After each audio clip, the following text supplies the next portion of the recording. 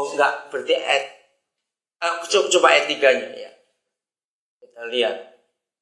Ya, ini dia pertama kali ngaku bahwa aku ini saudaramu. Dia tanya bagaimana kabar Bapak dan sebagainya.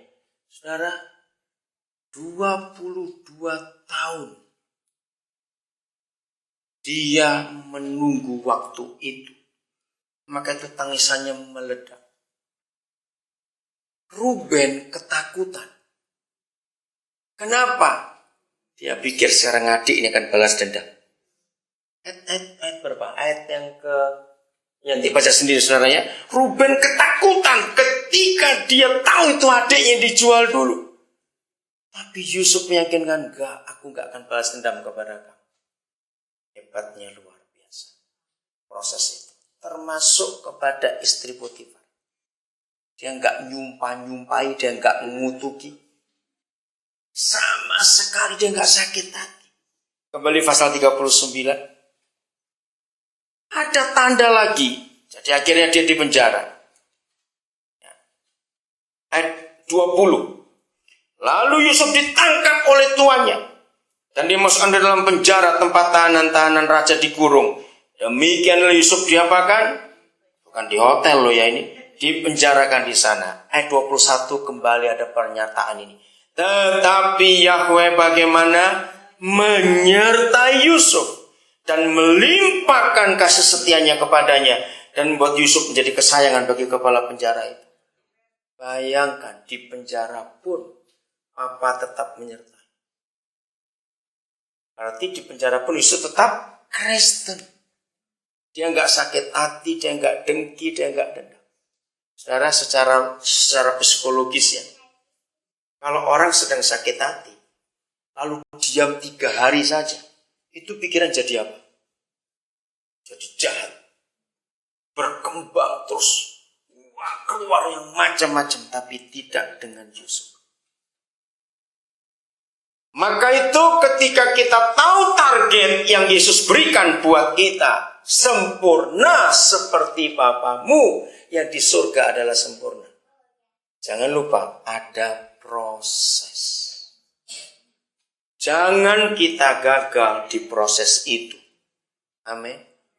Maka itu kalau sudah sebulan gak ada yang nyakiti, berdoalah. Loh serius sih. Sebulan Tuhan kok sepi.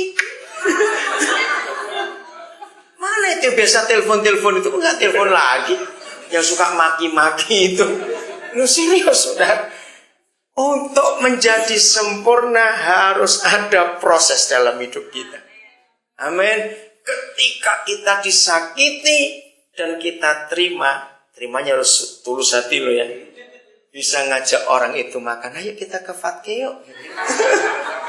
Ajak makan, saudara. Ingat loh, kalau kita nggak ngajak makan orang itu, berarti kita sedang makan orang itu. Loh ya dong. Loh ya atau tidak, kalau nggak ngajak makan ya makan orang, ya begitu. Maka itu Tuhan Yesus selalu ngajak orang itu makan. Saudara, untuk membuat jembatan yang terputus. Proses itu harus kita lewati, tidak bisa tidak. Bagian terakhir, kita merenungkan ini betul-betul saudara. Supaya pulang dari sini, hidup Kristen kita itu benar. Ayo kita belajar. Kita buka 1 Korintus 2 ayat yang kedua. Pakailah sikap Paulus waktu kita sedang dalam proses. Sekali pakailah sikap Paulus waktu kita sedang dalam proses. Ini sikap yang luar biasa. Sebab aku telah memutuskan. Ada kata itu dalam bahasa Belanda? Ya. Aku telah memutuskan. Ini keputusan penting. Untuk tidak mengetahui apa-apa di antara kamu. Selain Yesus Kristus, yaitu Dia disalibkan. Saya belajar ayat ini sangat mengagumkan. Maaf ya, jangan tersinggung, tapi ini fakta. Orang Indonesia dikenal banyak hal. Tapi satu yang jelek, mulutnya usil. Betul enggak? Dikenal jelek sekali kita itu. Jadi orang Indonesia mulut ini. usil bener. Suka ngurusin orang. Lihat ayat ini. Kalau semua kita dalam hidup tegas seperti Paulus, aku telah memutuskan. Gak ingin tahu tentang urusanmu. Mau jungkir balik, mau utangan, mau apa urusanmu. Tapi aku satu yang ngurus. Kalau aku tahu bahwa kamu belum tahu Yesus mati untuk kamu, aku beritahu. Artinya apa? Menjadi saksi. Betul? Jangan gosip. Ayo, siapa hobinya gosip? Ngupil aja masih gosip, itu kurang ajar, betul itu. Kalau seperti itu, tapu aja mulutnya. Saudara, seringkali kita jadi bodoh. Coba renungkan kalimat ini. Orang yang suka gosip, orang yang mulutnya usil, paling suka kalau diajak ngomong gini, aku beritahu kamu ya. Tapi jangan kasih tahu orang lain. Itu senangnya luar biasa. Wah, ini berita hebat nanti ini breaking news betul-betul. Aku yang tahu duluan nanti itu. Hari ini saya mau beritahu saudara-saudara orang yang paling bodoh sedunia. Nah, kenapa? Dengarkan kalimat. Kalau ada orang ngomong kepada saudara dengan kalimat, aku beritahu kamu, tapi jangan beritahu orang lain. Harusnya saudara tempeleng orang itu keras-keras. Loh, kenapa? Karena saudara nggak dianggap orang. Ayo coba mikir. Karena saudara nggak dianggap orang. Kenapa? Ayo. Dengarkan kata itu. Aku beritahu kamu ya. Tapi jangan beritahu orang lain. Nah, kalau memang orang nggak boleh tahu, saudara orang atau bukan? Ya sudah. Tempeleng, kurang ajar, aku juga orang.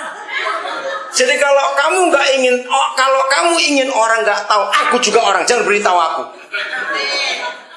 Amin. Ayo bertobat orang Indonesia, kurang ajar betul kita ini. Maka itu sikap Paulus ini luar biasa. Aku telah mengambil keputusan. Gak mau tahu tentang urusan orang lain apa.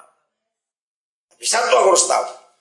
Kalau orang itu belum pernah tahu Yesus mati untuk dia, aku harus beritahu.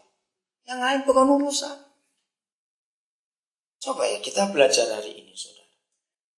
Seringkali kita bicarakan dosa orang yang kelihatan. Oh, dia itu berzina. Oh, dia itu mencuri. Oh, dia itu begitu. Hari ini bertobat. Buat Papa di surga, dosa itu gak harus dibuat. Dengarkan ya. Betul? Harusnya kita itu ngurus. Bukan cuma yang kelihatan.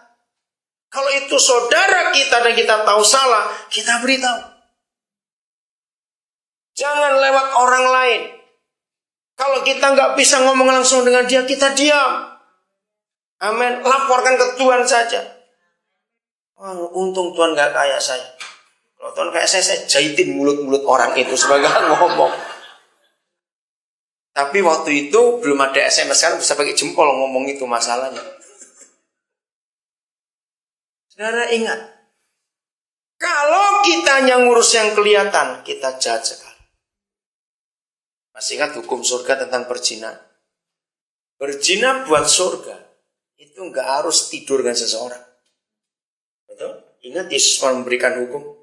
Apabila matamu, teruskan, jangan pura-pura nggak tahu. Apa bunyinya? Apabila matamu melihat orang lain menginginkannya, kamu sudah berzina dengan dia di pikiranmu. Ayo, ngaku yang nggak buta. Lo betul nggak?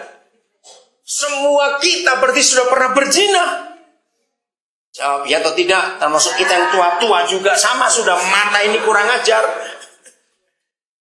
Maka itu kalau kita pakai hukum yang sempurna itu, gak ada yang benar kita ini. Betul, maka itu untuk apa kita ngurusin orang lain? Kita aja belum benar begitu. Nah, maka itu berhenti, rodelan itu berhenti, betul. Jahit aja mulutnya itu. Ayo kita belajar melihat hukum.